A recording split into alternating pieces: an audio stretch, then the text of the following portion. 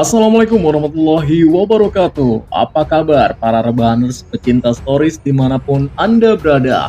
Welcome back to Topan Asfi Channel.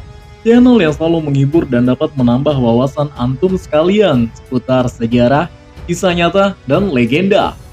Guys, pada kesempatan kali ini kita akan membahas satu lagi ulama yang termasuk dalam 9 wali atau wali songo, penyebar agama Islam di Indonesia. Tokoh yang satu ini adalah seorang panglima perang Kesultanan Demak. Pastinya memiliki keistimewaan yang gak kalah dengan para pendahulunya. Ya, beliau adalah Sunan Kudus atau Ja'far Asy-Syadiq. Seperti apa karomah yang dimilikinya? Langsung aja kencengi volume, siapin di hitam, kunci pintu dan jendela, and stay here. This is Topan Asfi Story.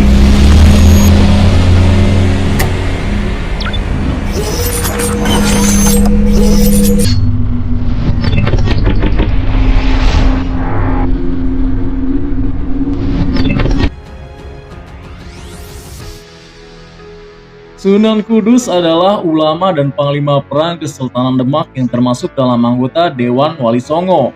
Nama lahirnya adalah Ja'far Asy-Syadiq. Ia adalah putra Sunan Ngudung dan Dewi Sarti binti Ahmad Bilwatikta. Sunan Kudus adalah seorang wali songo yang telah berjasa bagi penyebaran agama Islam di Pulau Jawa, tepatnya di Jawa Tengah. Sunan Kudus merupakan julukan bagi sosok Ja'far Syadiq yang bergelar Wali Al-Ilmi, yang berarti orang yang berilmu luas. Sunan Kudus dikenal pernah menjadi seorang senopati atau panglima perang dari Kerajaan Demak sebelum pindah ke Kudus dan berdakwah. Ia bertugas memperluas wilayah Kerajaan Demak sebagai pusat pengembangan Islam masa akhir Majapahit.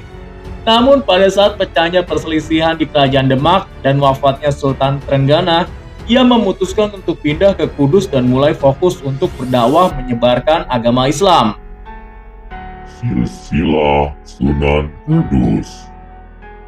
Sunan Kudus atau Ja'far Syadiq adalah putra dari Raden Usman Haji atau Sunan Ngudung. Ayah Sunan Kudus merupakan saudara kandung dari Sunan Ampel. Dilansir dari Tribun Pontianak, Sunan Kudus merupakan cucu buyut Syekh Ibrahim Asy-Syamarkandi yang silsilahnya bersambung sampai Rasulullah Shallallahu Alaihi Wasallam melalui jalur Sayyidina Husain bin Fatimah binti Rasulullah Shallallahu Alaihi Wasallam. Sunan Kudus diperkirakan lahir pada tahun 1400 Masehi di wilayah Jawa Tengah dan meninggal dunia pada 1550. Sunan Kudus dimakamkan di bagian belakang Masjid Agung Kudus, Kota Kudus, Jawa Tengah. Wilayah dakwah Sunan Kudus. Sebelum berdakwah, Sunan Kudus berguru kepada ayahnya, yaitu Sunan Ngudung di Jipang Panolan dekat Blora. Selain berguru kepada ayahnya, Sunan Kudus juga belajar kepada beberapa ulama terkenal seperti Kiai Tilingsing, Ki Ageng Ngerang, dan Sunan Ampel. Sesuai namanya, Sunan Kudus berdakwah di sekitar daerah Kudus. Sunan Kudus harus berdakwah di tengah kondisi masyarakat Kudus yang masih memeluk kepercayaan lama dan memegang teguh adat istiadatnya. Metode dakwah Sunan Kudus.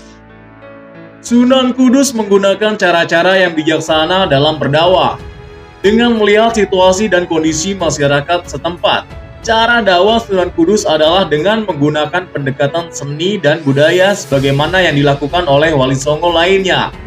Sunan Kudus juga tidak melakukan perlawanan kepada budaya yang sudah berkembang di masyarakat.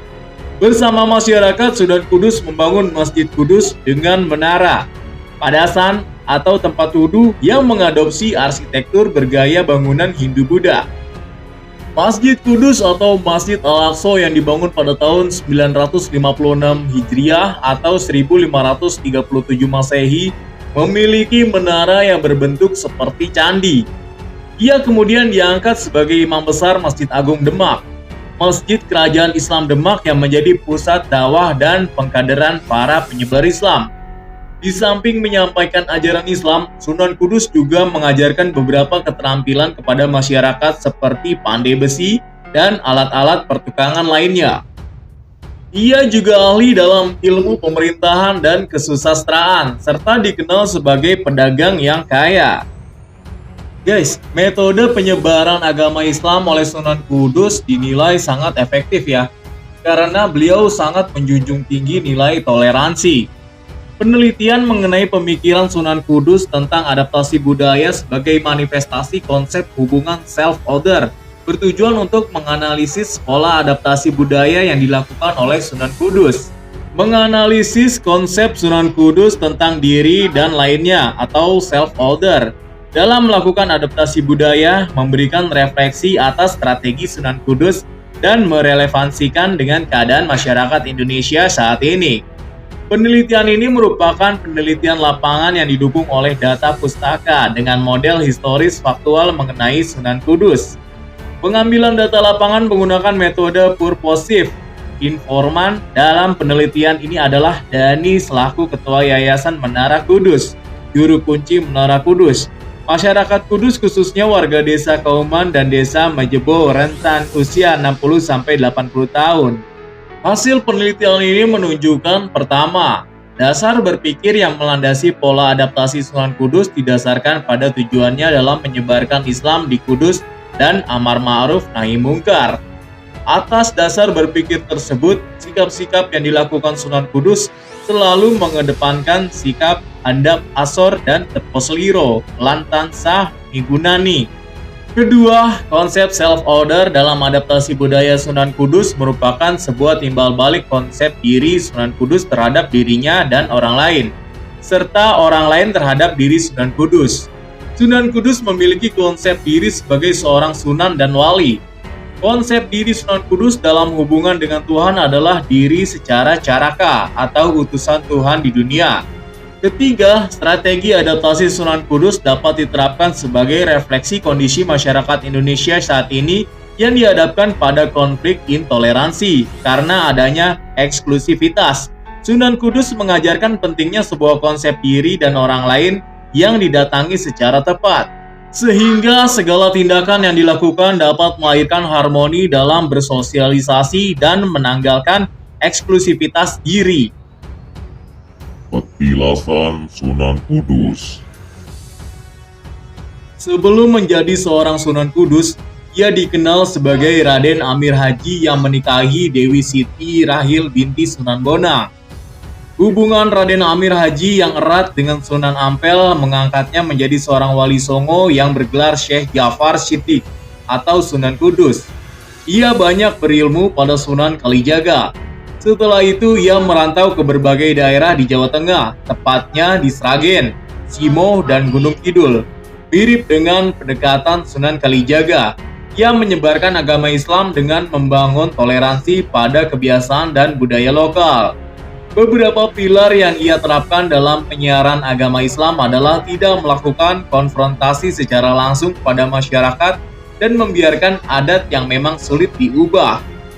Walau memiliki keahlian dalam ilmu fikih, taufik, dan hadis, ia juga mengajarkan berbagai ilmu lainnya seperti teknologi, pertukangan, kerajinan emas, hingga pembuatan keris. Karena itu ia sering mendapat julukan waliul ilmu atau seorang yang memiliki segudang ilmu.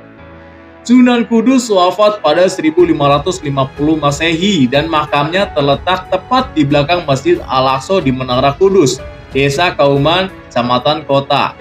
Menurut cerita warga sekitar, pada sebelah barat masjid atau musola peninggalan seorang wali pasti terdapat komplek pemakaman tua. Pada pemakaman tua ini terdapat makam dari keluarga ataupun santri seorang wali. Hal ini dapat terlihat juga di makam Sunan Muria dan Sunan Kedu. Selain itu, Masjid Al-Aqsa yang dibangun oleh Sunan Kudus pada 1549 Masehi memiliki arsitektur bernuansa Islam, Hindu, Buddha yang merupakan gambaran dari toleransi antaragama pada masa lampau. Bangunan yang mempesona dan megah membuat banyak peziarah turut menikmati keindahan Masjid Al-Aqsa. Gaya arsitektur candi pada Menara Kudus menyerupai candi-candi di Jawa Timur, salah satunya seperti Candi Jago di Malang. Selain itu, bangunan masjid ini juga menyerupai Menara Kukul di Bali. Menara yang memiliki ketinggian 17 meter dan luas sekitar 100 meter persegi ini menjadi simbol akulturasi antara kebudayaan Hindu, Jawa dengan Islam. Menara Kudus merupakan bangunan yang bernilai arkeologis dan historis tinggi. Menurut cerita, Sunan Kudus membangun menara ini dengan cara menggosok-gosokkan batu bata yang satu dengan yang lain sehingga menjadi lengket. Di bagian ujung menara yang beratap 2 lapis dengan konstruksi kayu jati ini ditopang dengan 4 saka guru. Selain itu terdapat 3 mustaka atau kubah mirip atap tumpang pada masjid-masjid tradisional Jawa. Fungsi dari menara itu adalah untuk tempat mengumandangkan azan. Menara Kudus ini menjadi objek wisata ziarah yang banyak dikunjungi wisatawan yang datang dari wilayah Indonesia, terutama pada hari-hari tertentu seperti setiap tanggal 10 Muharram atau Syuro. Selain berziarah, pengunjung juga bisa menikmati kuliner khas kota Kretek, seperti soto Kudus yang banyak dijual di sekitar menara. Bagi pengunjung yang suka berburu oleh-oleh, di sebelah kanan kiri menara terdapat warung-warung yang menjual makanan khas Kudus seperti jenang dan intip, makanan sejenis rengginang khas Kudus. Guys, demikian perjalanan Sunan Kudus dan juga peninggalan sejarah yang beliau tinggalkan untuk kita semua. Semoga dapat bermanfaat untuk kita semua. Terima kasih atas perhatiannya. Cukup sekian konten kali ini. Mohon maaf atas segala kesalahan, baik yang disengaja maupun yang tidak disengaja. Akhirul kalam, assalamualaikum warahmatullahi wabarakatuh.